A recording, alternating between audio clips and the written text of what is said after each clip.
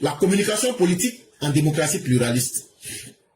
Vous savez qu'il y a plusieurs types de démocratie. Il y a la démocratie parlementaire, il y a la démocratie pluraliste, il y a la démocratie sous plusieurs formes.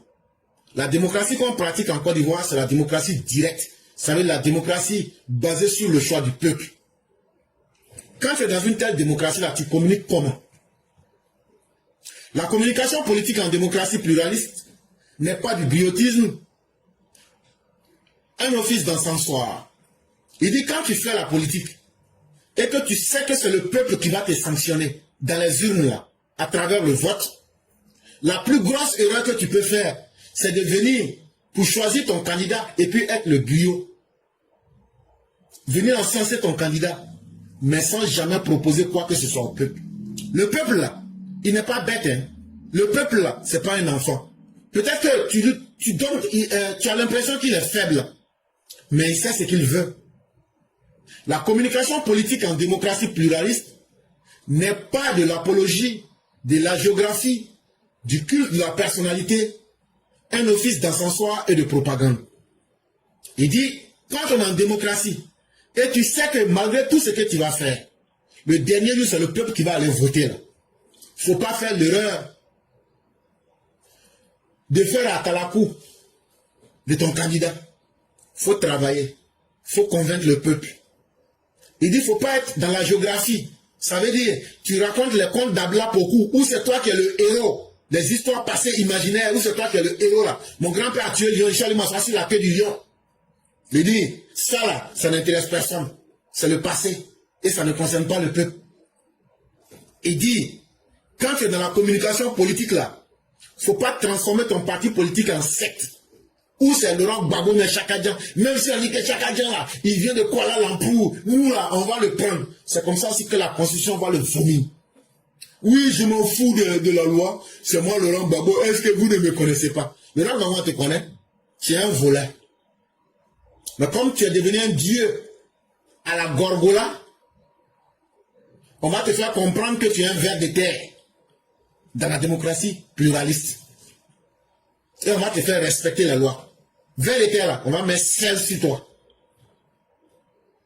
Un parti politique là, c'est pas une usine pour faire à Talakou et puis mensonge. Parce que ça va te rattraper. Quand tu fais ça là, le peuple va dire, mais lui là nous prend pour des zozos bien. Il pense que nos cerveaux là, ça ne travaille pas. Ce n'est pas du griotisme. Un office de logomachie et de démagogie. Il dit, c'est pas, quand tu es dans un parti politique là, c'est pas celui qui fait concours de diarrhée verbale, c'est ce qu'on appelle logomachie. Il est là, en train de parler là. C'est pas concours de parler beaucoup. Et puis c'est pas concours de flatouvosis pour venir vendre du vent. C'est ce que j'appelle ici la démagogie. Il dit, une fois que tu transformes ton parti politique en toutes ces mauvaises valeurs que je viens de dire là, toi là, tu ne vas jamais réussir en politique. Il dit, ce que tu dois faire, quand tu sais que c'est le peuple qui va te juger là, il dit en démocratie parlementaire, en démocratie pluraliste, ton parti politique doit être capable d'être un office de pédagogie publique, de justification analytique et argumentative du programme politique et du projet social d'un parti au gouvernement ou dans l'opposition. Que tu sois dans le gouvernement, que tu sois dans le parti de l'opposition, si tu sais que toi tu veux vraiment prendre le pouvoir, là, ton parti politique là, tu fais de ton parti politique l'incarnation des analyses avec des arguments. Tu amènes les gens à respecter ton parti politique à travers le programme politique que vous avez. Qu'est-ce que vous allez offrir à la société? Qu'est-ce que vous allez faire pour chacun? Et donc là, ton parti politique devient une école publique. Quand les gens vont là-bas, ils apprennent quelque chose. Et quand eux-mêmes ils regardent, ils disent, ouais, ça là, ça c'est vrai. Ça là, on peut croire en ça. Et qu'est-ce que tu dois faire dans ton parti politique? C'est un office d'explication et de vulgarisation à destination du commun des citoyens, des choix politiques, sociaux et économiques d'un parti, des voies par lesquelles Il entend résoudre les problèmes de l'investissement et de la redistribution, le problème de la production de la richesse nationale et de sa répartition équitable.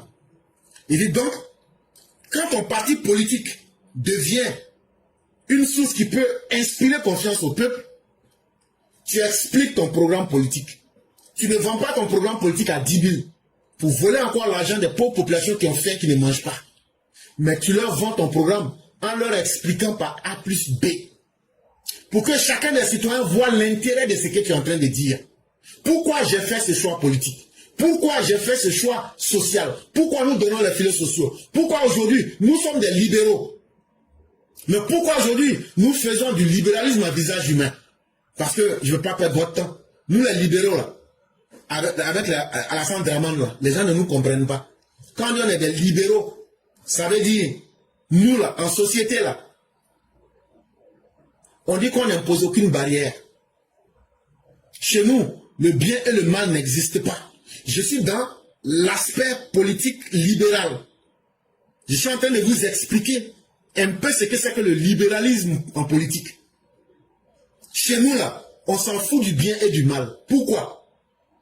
Parce qu'en société, on dit que l'être humain, c'est le degré de liberté que tu te donnes là. Tu dois aussi permettre de ne pas nuire aux autres. C'est ça le libéralisme. Ça veut dire, si tu veux là, faut tourner porno. Si ça t'arrange, que tu gagnes ton argent dedans là. Si la loi n'interdit pas porno là, il faut aller tourner porno. Si tu veux là, faut dormir dans l'église. Tant que tu peux escroquer les gens à la mosquée pour lui donner l'argent à Dieu, alors que Dieu n'a jamais pris l'argent. Mais quand les gens vont vers vous, quelqu'un qui a remis l'argent à Dieu pendant 10 ans, le jour que sa femme a besoin de faire l'accouchement, vous refusez. Quand il va à la mosquée, mais à l'église, vous dites non, il n'y a rien pour toi.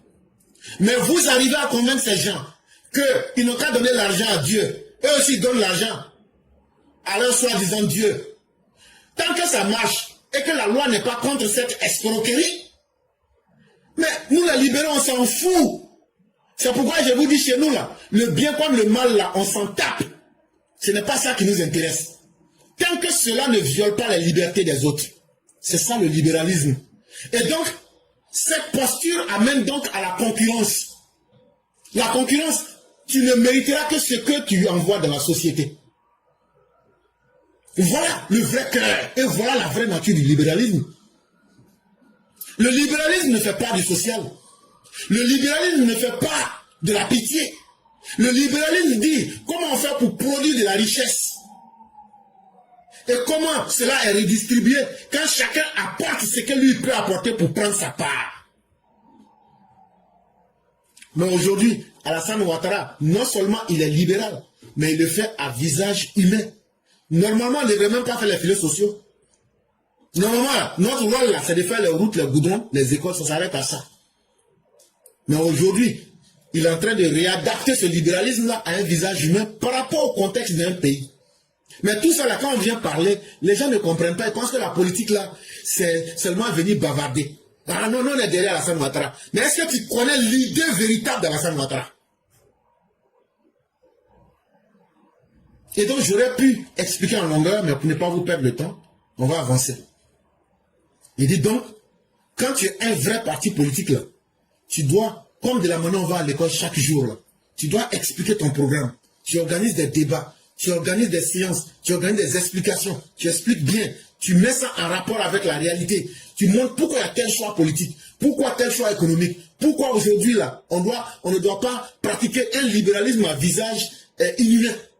Pourquoi on doit faire un mélange du libéralisme avec un peu de socialisme.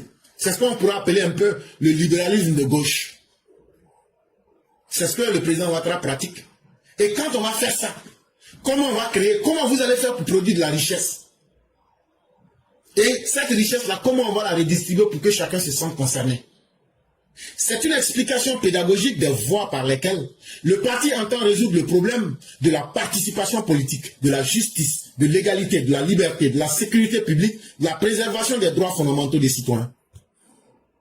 Il dit, politique est doux, hein, mais politique là, il faut expliquer que dans un monde où il n'y a pas de justice, on ne peut pas avoir une bonne politique. Est-ce que vous ne nous voyez pas critiquer le président Ouattara ici? Pour dire, politique là c'est 0 sur 100. Pourtant c'est la vérité. Dans une société où il n'y a pas l'égalité, il ne peut pas avoir de liberté. Or, nous sommes des libéraux. Or, il y a certains qui utilisent leur injustice aujourd'hui pour faire des contradictions dans notre société. Dans une société où il n'y a pas l'égalité, il ne peut pas avoir de liberté, il y aura toujours l'insécurité publique. Et donc, les droits fondamentaux des citoyens ne seront pas préservés.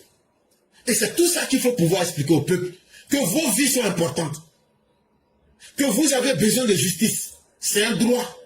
Vous avez besoin de liberté, vous avez besoin de sécurité. Et donc voilà comment on fait pour garantir cela. De cet office pédagogique fondamental dont dépend la compréhension des enjeux de l'affrontement politique par le citoyen, l'élévation de son niveau de conscience et en conséquence de la stabilité politique de la cité, dans une démocratie pluraliste, s'écarte des dérives apologétiques, hagiographiques et propagandistes, démagogiques, logomachiques et griotiques de la communication politique. Ne soyez pas effrayés, chers parents. Tout ce qu'on a dit là, ça veut dire, si on fait ça, qu'on explique bien, tout à tout le monde, comme de la manière on fait sur la plateforme éclairage pro vérité là, si tout le monde a bien compris, est-ce qu'on peut tromper quelqu'un encore? Si on ne peut pas te tromper, c'est parce que ton niveau de compréhension a augmenté. Quand ton niveau de compréhension augmente là, tu seras plus conscient de toi-même. Et tu seras conscient des conséquences de chaque acte politique. Et donc tu vas faire attention. Ceux qui vont venir te parler, les apologètes, ce qu'on appellerait ici la dérive apologétique, ceux qui sont les bavards compulsifs, qui sont là pour faire atalakou, pour mentir. Les hagiographes, ceux qui inventent des histoires imaginaires, où ils sont toujours les héros. Les propagandistes, ceux qui sont là toujours en train de mentir aux populations pour les tromper. Les démagogues, qu'on appellerait ici les dérives démagogiques, ceux qui sont dans le flatouvocisme et de la blasphémation politique, et ceux qui sont dans la logomachie, et là ils ont toujours diarrhée verbale. Il y a quelque chose à dire, eux ils parlent. Il n'y a pas quelque chose à dire, eux ils parlent. Ils sont comme des griots perdus de la communication politique. Ils disent cela. Une fois que le travail est bien fait, que le niveau de conscience du peuple est élevé, que le peuple comprend aujourd'hui la politique avec tous les pièges qu'on met devant lui là, il dit, ces vous-là n'ont plus sens. Et c'est ce qui fait que l'opposition ivoirienne échoue aujourd'hui. Elle a choisi la géographie, elle a choisi la sophistique, c'est le mensonge, la démagogie, la logomachie, le griotisme, la propagande, comme communication politique. Mais c'est totalement normal que quand on ramène les faits pour dire, tout ce qu'il raconte là, est-ce que vous voyez ça avec vos yeux? Tout ce qu'il raconte là, voilà, c'est faux. Maintenant, voilà ce que nous on dit là. Est-ce qu'on n'a pas fait goudron entre Yamoussoukro et Boaké? Est-ce qu'on n'a pas construit 4 ponts à Abidjan? Est-ce qu'on n'a pas construit 9 universités? Est-ce qu'on n'a pas construit des châteaux d'eau dans vos villages? Est-ce qu'il n'y a pas des dispensaires à chaque 5 km? Est-ce qu'aujourd'hui, il n'y a pas des écoles de proximité? Les gens disent, ça c'est vrai, ça c'est vrai. Et puis à Goudron, ils disent oui, oui. Et puis après encore, il y a quoi? Il y a Courant, ils disent ah oui, oui. Ils disent, mais depuis 1960 jusqu'en 2011, est-ce qu'il y avait tout ça? Donc, poisson qui est déjà dans ta main là-haut, même si c'est petit, tu vas laisser ça, parce que quelqu'un t'a promis que lui va t'apporter un gros poisson.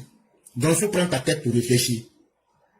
Et c'est pourquoi il faut dénoncer ces politiciens qui utilisent la démagogie, qui sont dans l'errance politique et la perdition publique. Les politiciens qui se sont transformés en des griots, en des apologètes de la communication politique. Ah non, moi je suis consultant politique, mais quand tu les regardes, ça te fait pitié.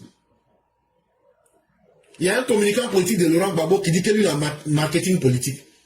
Mais vous n'êtes même pas capable de laver l'image de votre candidat.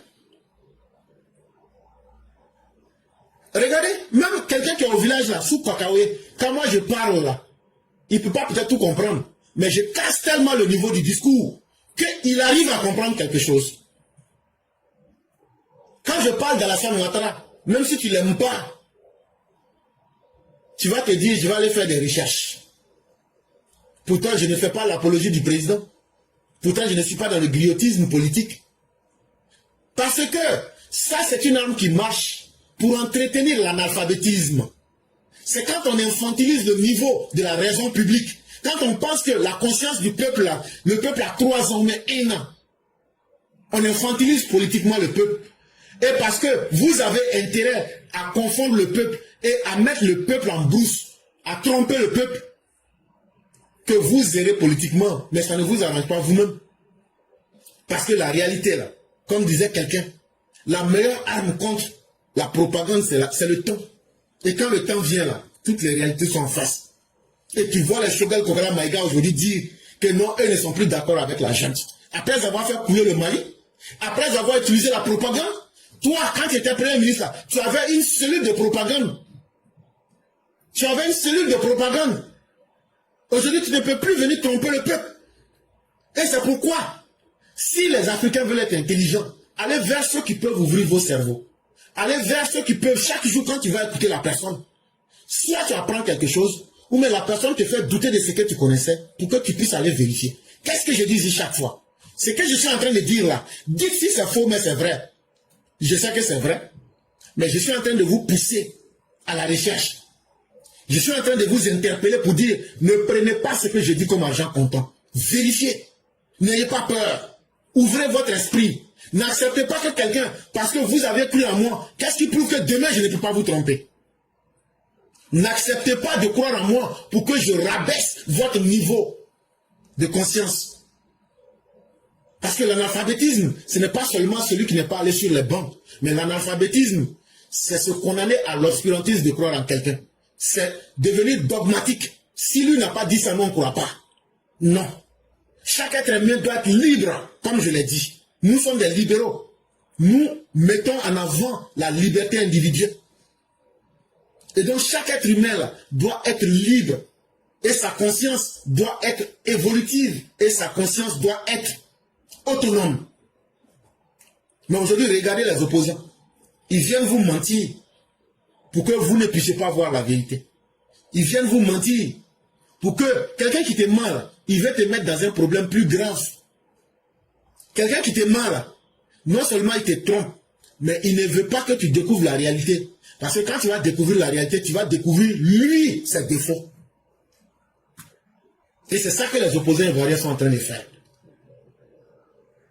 Et cette manière de faire la politique et surtout la communication politique en démocratie pluraliste, cette méthode est à dénoncer et à proscrire.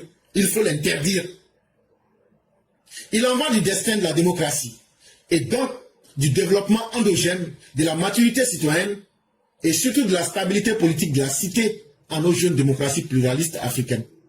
Donc, si dans nos pays africains, on veut un jour ressembler aux Blancs, parce que c'est ça notre rêve, alors qu'il faut chercher à ressembler à soi avec ses propres paradigmes, mais on a choisi de ressembler aux autres, c'est un choix dangereux, mais si c'est ce qu'on a fait, alors là, il faudra aussi qu'on copie tous leurs modèles. Si on veut un jour, dans nos démocraties pluralistes africaines, ressembler aux Blancs, il va falloir qu'on puisse se donner les armes de libérer les consciences de nos peuples, de créer les conditions d'une maturité citoyenne à travers la stabilité politique. Et on ne peut pas créer, j'aime à le dire, un homme faible ne peut pas gagner une guerre. Et un homme faible ne peut pas imposer des règles. Ce sont les hommes forts qui imposent des règles. Et donc la stabilité. Ce n'est pas en étant le plus gentil que vous arrivez à convaincre tout le monde. Mais c'est en étant le plus ferme possible. Et donc en étant le plus fort possible. Mais cela ne peut se faire que si nous donnons un destin à notre démocratie. Parce que si nous ne voulons pas échouer en interne, avant d'accuser l'Occident, quel comportement on s'est donné à nous-mêmes en tant qu'Africains, entre nous-mêmes.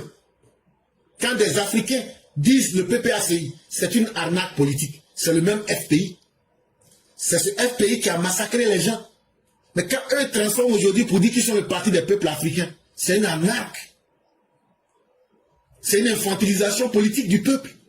C'est la confusion individuelle et collective qu'ils veulent imposer au peuple. Ils sont en train de conduire le peuple dans l'aveuglement et dans la perdition publique.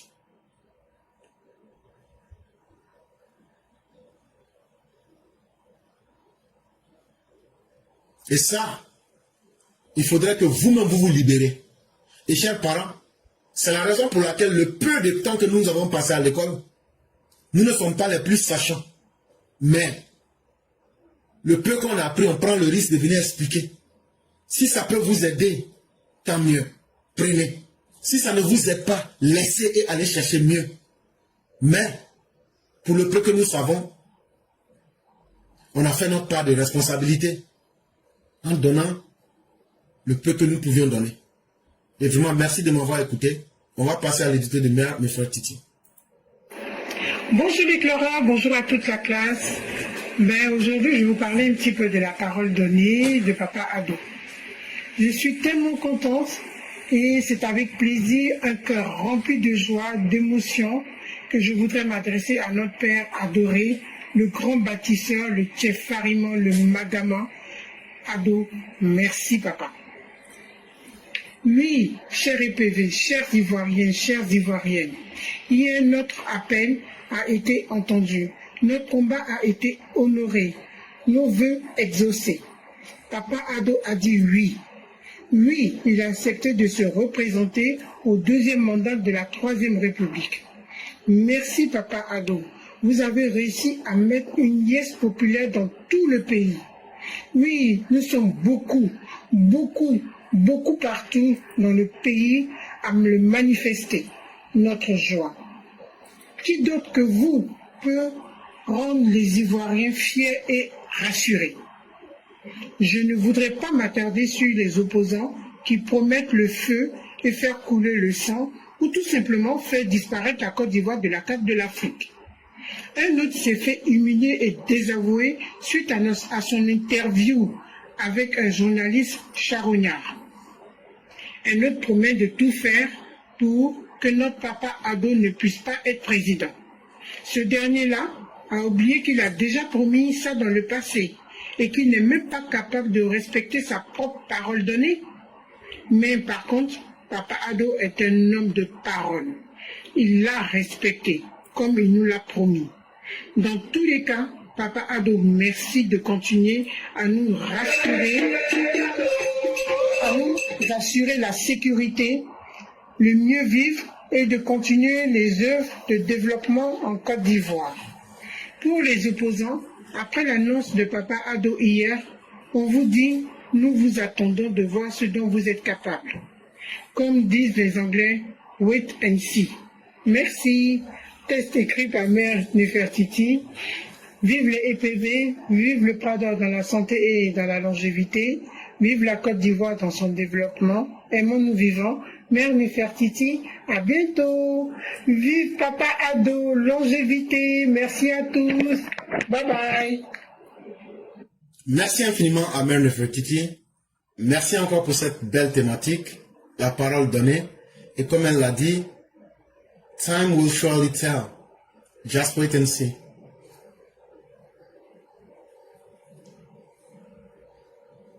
Ceux qui ne respectent pas leur parole en Côte d'Ivoire, quand on les voit, on les connaît. Ceux qui mentent de façon compulsive, quand on les voit, on les connaît. On peut tout reprocher à Alassane Ouattara, sauf le respect de la parole donnée. Mais, quand tu as un ennemi qui est un idiot, est-ce que tu dois te justifier? Ils peuvent bavarder, ils peuvent dire ce qu'ils veulent, mais la Côte d'Ivoire avance. Et ils ont pensé qu'en criant, Alassane Ouattara aurait eu peur, mais Alassane Ouattara est sorti dans leur dos. Ils ont négligé Ado, mais elle est sortie dans leur dos. Et les voici maintenant en face de leur plus grande peur, dans leur confusion. Qu'ils continuent d'insulter, qu'ils continuent de dire ce qu'ils veulent. Aujourd'hui, là, c'est l'intérêt qu'Alassane Ouattara représente pour la Côte d'Ivoire. C'est ça qui est le plus important pour nous. Le reste, c'est des détails sans valeur. Et encore, pour appuyer encore les propos de Mère Nefertiti, je joue encore cette musique de nos jeunes frères pour dire, vous parlez, mais nous on sort toujours dans votre dos.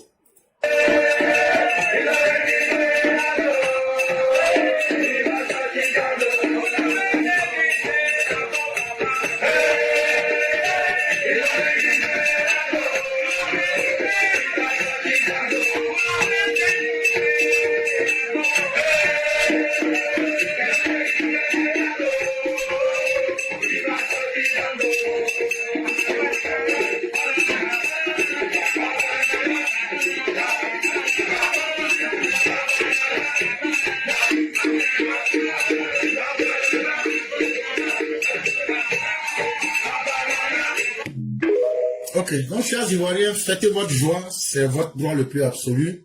Laissez les bavards bavarder et laissez ses opposants dans ce qu'ils sont.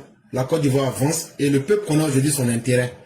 Et donc ce ne sont pas des critiques, des contempteurs qui vont inquiéter ou bien impressionner les Ivoiriens.